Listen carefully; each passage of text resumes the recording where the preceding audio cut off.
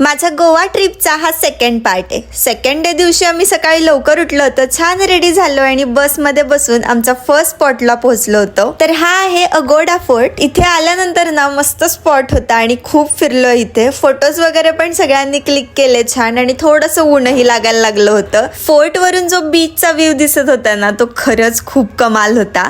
थोडं फिरलो इथे आणि तिथून मग रिटर्न निघालो दुसऱ्या स्पॉटकडे जायला। आम्ही बऱ्यापैकी ना दिवसभरच फिरत होतो आणि आम्ही गेलो होतो त्या टायमिंगला ऊन भरपूर होतं। आमचा दुसरा स्पॉट होता सिक्वेरियम फोर्ट। या स्पॉट वरून सनसेटचा व्ह्यू खूप भारी दिसतो, पण आम्ही दुपारच्या टायमिंगला गेलो होतो। दुपारीही हा स्पॉट खरंच भारी होता, कारण की इथले बीच आणि साईडचे जे हॉटेल्स होते ते खरंच खूप सुंदर दिसत होते। तिथून आम्ही कलंगूट बीचला गेलो होतो आणि इथलं जे मार्केट आहे ना तिथे कपड्यांच्या आणि बाकी सगळ्याच्या व्हरायटीज खरंच खूप भारी होत्या। मला एक पर्स घेतली होती इथून। त्यानंतर संध्याकाळी मस्तपैकी डिनर केला आणि एवढा सगळा स्वीटचा मेनू होता।